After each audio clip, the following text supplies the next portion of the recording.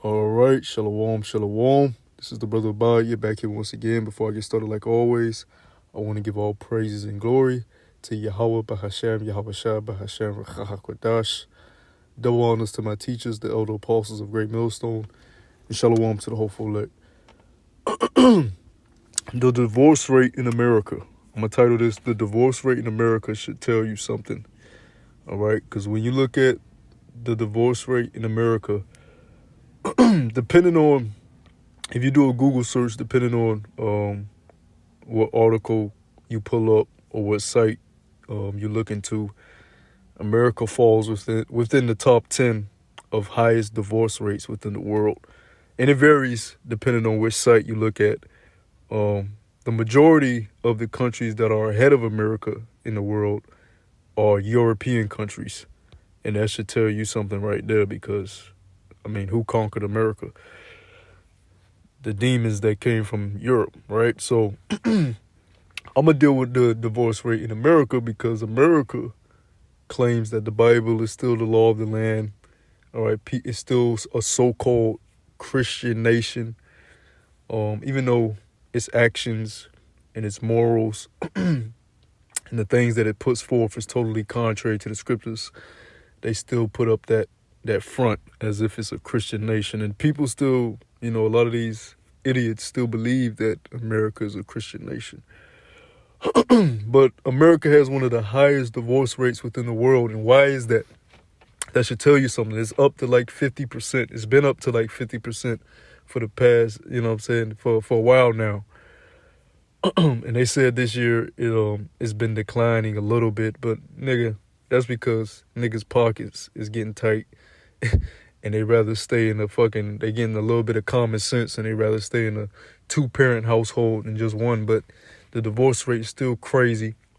It's up to 50%. And then I believe like second marriages, like if someone was divorced and remarry, they said the people that remarry, the divorce rate of those people is past 70%.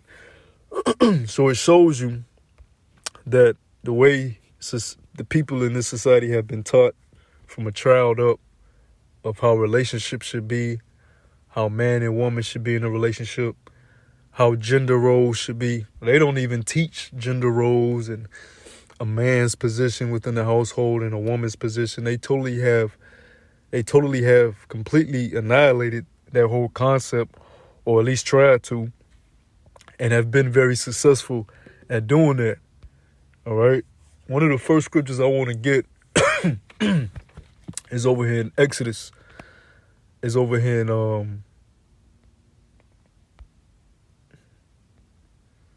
right, Salah. I had a phone call. One of the first scriptures I want to get is over here in Exodus chapter 21.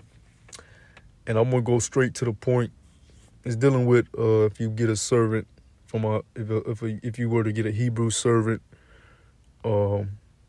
it goes into that. But the key point I want to touch on is down here in verse 7. Exodus chapter 21, verse 7. If a man sell his daughter to be a maidservant, she shall not go out as the men servants do. So hold on. You telling me a man could sell his daughter?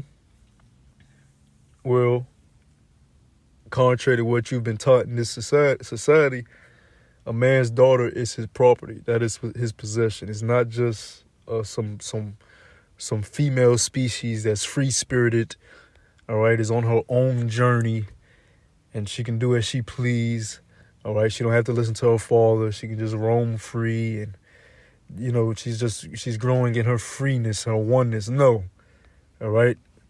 Your father, you belong to your father. You are property of your father. And the scripture says here, if a man decided he wanted to sell his daughter to be a maidservant, he can do so. And she's not allowed to leave out from the master that she's been sold to just because she wants to. She's not allowed to do that.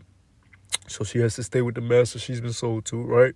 Verse 8, if she please not her master, who have betrothed her to himself. So she was sold to a man, and this man betrothed her to himself.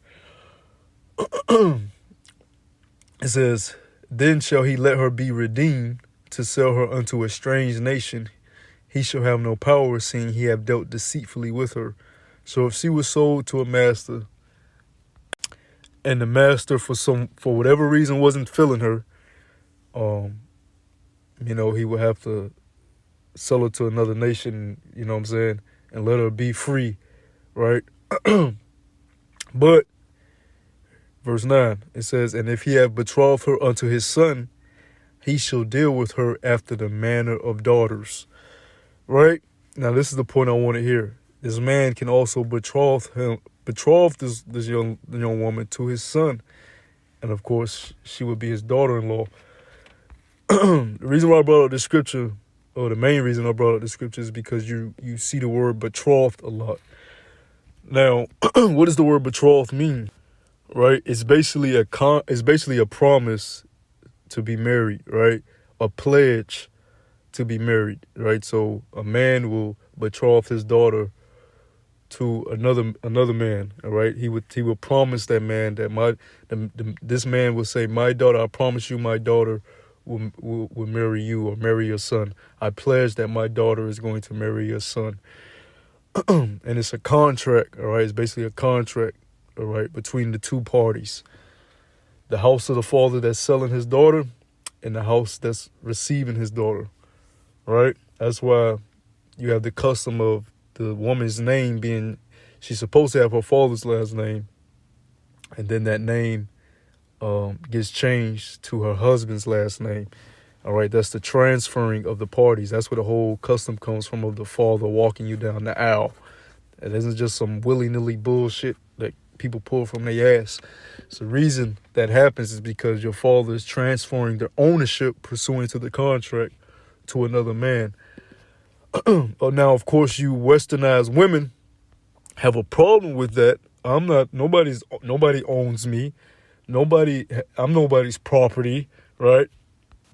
Well, we have to see what the scriptures say. Since America is a so-called Christian nation, what does the scripture say about a woman to a man? All right. Well, first and foremost, Genesis tells you that the woman was created to be a helpmeet to a man. That's a servant. All right. You were put there to serve the man. But this is the book of Sirach, or Ecclesiasticus, chapter 36, verse 24. It says, he that getteth a wife beginneth a possession, a help, right? Two key words, possession and a help. He that getteth a wife beginneth a possession, a help, like unto himself, and a pillar of rest. Right now, what is the etymology of the word possession? For the simpletons out there, let's get the etymology of the word possession. And it says material or landed property, goods, lands, or rights owned, all right? Owning, holding, all right? That's your property. You have ownership of that pursuant to the contract, the betrothal, the promise, the pledge given from the father. Now, you can disagree with this all you want, but even the statistics of America's divorce rate should tell you that the way marriages are going on right now is completely wrong. All right? First and foremost, you have to understand that the man is the head of the household that has to be established. First and foremost, before you even marry your daughter off, your daughter has to understand what a man is. All right? That's why instead of having sister moms where the mom is trying to be the friend of the daughter, the mom is supposed to be teaching the daughter how to be a woman and what a man is and how to serve a man. And likewise, the father to the son, teaching him what a man is, all right? And how to deal with a woman correctly. Because you got a lot of simps that's been raised, a lot of men that turn out to be simps and they don't know how to deal with a woman. But how does a young woman first learn how to deal with a man, or, how to serve a man in her father's household?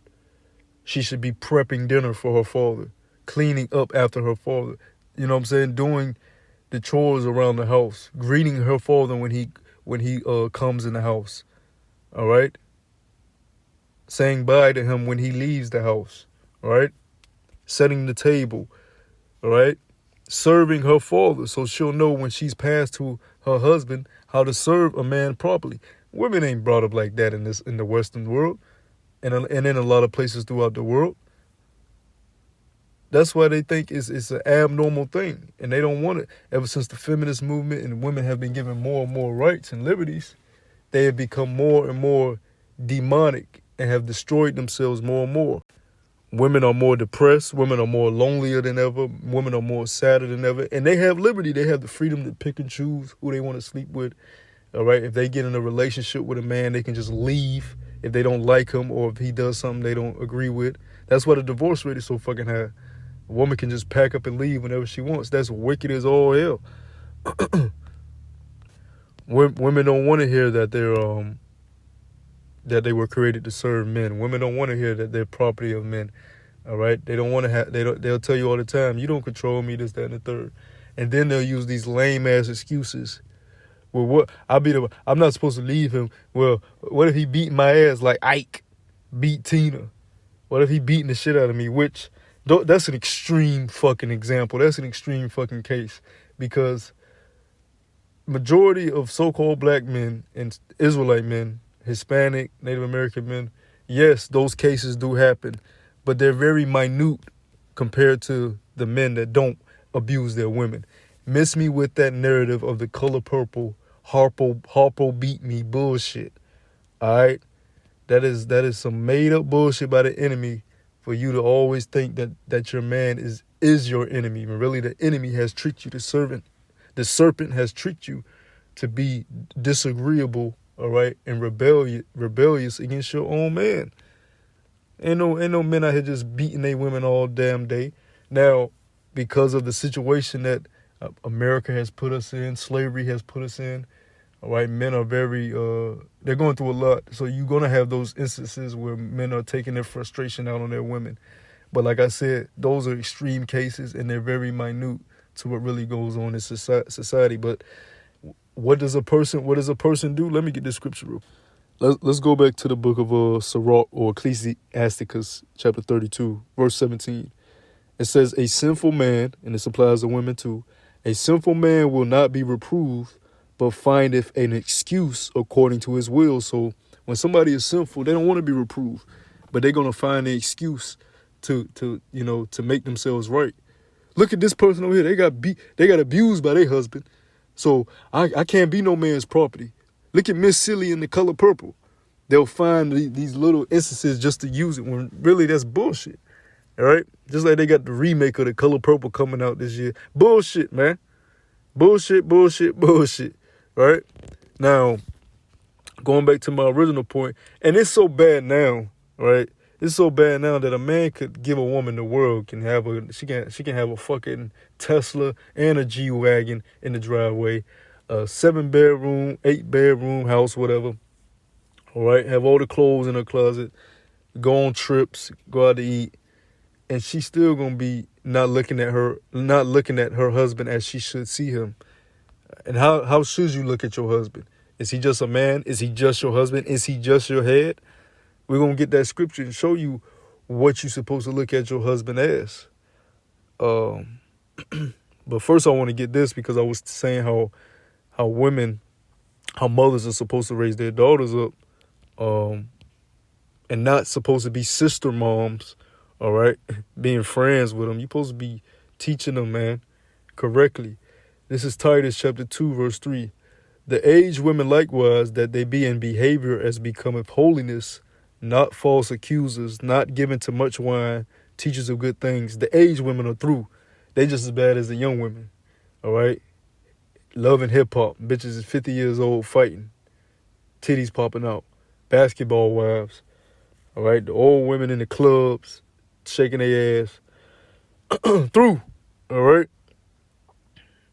It says, verse 4, that they may teach the young women to be sober. This is what the older women are supposed to be teaching the young women, that they may teach the young women to be sober, to love their husbands, to love their children, to be discreet. All right, everybody ain't supposed to be seeing you, knowing what your body looks like, and you know what I'm saying? All in your face. To be discreet, chaste, all right? Keeping your purity, not out here just sleeping with every old thing that you come across. That box belongs to one man and one man only, and that's your husband. To be discreet, chaste, keepers at home. You women don't stay at home. You women love going all about. There's so many goddamn women on the road, driving around, going to and fro. Straight chaotic. Keepers at home, good, obedient to their own husbands. Not 50, or did it say 50-50? Did it say power couple? Did it say meet me at a common ground? It says obedient to their own husbands. Let's get that word obedient, all right? Now, when you go into that word obedient, in the blue letter, the concordance, it says to put in subjection, to subject oneself, to submit to one's control. So you're supposed to be under the control of your husband. Don't no man control me. I leave, I do this when I want to do it, when I feel like doing it. You's a demon. You Satan. You got Satan on you. All right? So it says, obedient to their own husbands, that the word of the Most High be not blasphemed. So all you women out here living this free-spirited, do as thou wilt life, you have blasphemed the word of the Most High. Because y'all living rebelliously, right? Now, let's get how you supposed to look at your husband, okay? Let's go over to the book of 1 Peter. What chapter are we going to? 1 Peter chapter 3.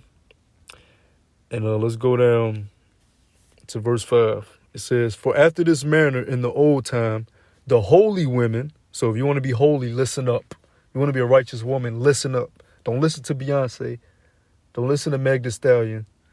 Don't listen to Halle Berry. Don't listen to fucking Michelle Obama. Listen to the scriptures. 1 Peter chapter 3, verse 5. For after this manner in the old time, the holy women also who trusted in the Most High adorn themselves, being in subjection unto their own husbands, under their husband's control, because they're holy women. Even as Sarah obeyed Abraham, calling him Lord, whose daughters ye are, as long as ye do well and are not afraid with any amazement. So she called her husband Lord. She didn't say, Jesus, my man, Jesus, my man. She said, her husband is her Lord. All right. Your Lord means master, your owner. Why is he your owner? Because he went into a contractual agreement with your father to possess you, to make you his possession. He has total control over you. But see, in this wicked society where everything is turned upside down, it's not the case. But that's why you see the divorce rate shooting through the goddamn heavens. All right. Shooting through the heavens. All right. Shooting through the sky, shooting up to the galaxies far above us because of the wickedness that has stretched forth throughout the earth. If you was following the righteous ways of how marriage should be lived out, and you knew the role of a man within the household, and you knew the role of a woman within the household, then the divorce rate wouldn't be so crazy, right? Now I want to get this with addressing men, because I want to address men real quick. You got all these goddamn simps out here. 1 Peter, let's go. I mean, not 1 Peter. We just in 1 Peter. Let's go to 1 Timothy, right? The 3rd chapter also in 1 Timothy. And let's go to verse 4. Verse 4, right? 1 Timothy chapter 3, verse 4. It says, one that ruleth well his own house, having his children in subjection with all gravity. You don't. Men in this society don't have their children in subjection. Their children can fucking, tell teacher, hey, daddy beating my ass. I want daddy locked up. He beating my ass. Why you got these marks on you, little Tay-Tay? Now knowing Tay-Tay need his ass beat even more. Cause my daddy whooped my ass. And then your daddy get locked up for child abuse. This society is thrown off course, man. It says, one that ruleth well his own house, having his children in subjection with all gravity. For if a man know not how to rule his own house, how shall he take care of the church of the Most High? Which your first house is your body. All right. That's really what it's talking about. Your body, having self-control. All right. Ruling your members, not letting your lust and your desires control you. all right, but having control over your lusts and your desires. But it also applies into if you have a family, you have a household. How can you, if you're not the head of your household and you don't have your own house in control, how you gonna be able to make time to serve the Lord? They got your ass in subjection. You don't have them in subjection. Hey baby, I gotta go teach. You ain't going out there to teach. Sit your ass in this house. You teach, I'm gonna divorce your ass and take everything you got. You know, you know, so you gotta have your own house. You gotta have your first house, which is your vessel, your body in order. But if you have a family and a woman, you gotta have that in order too. But in a wicked society, these things are not sustainable.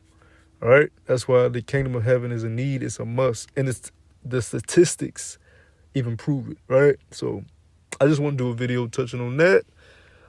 To the next time I say shalom.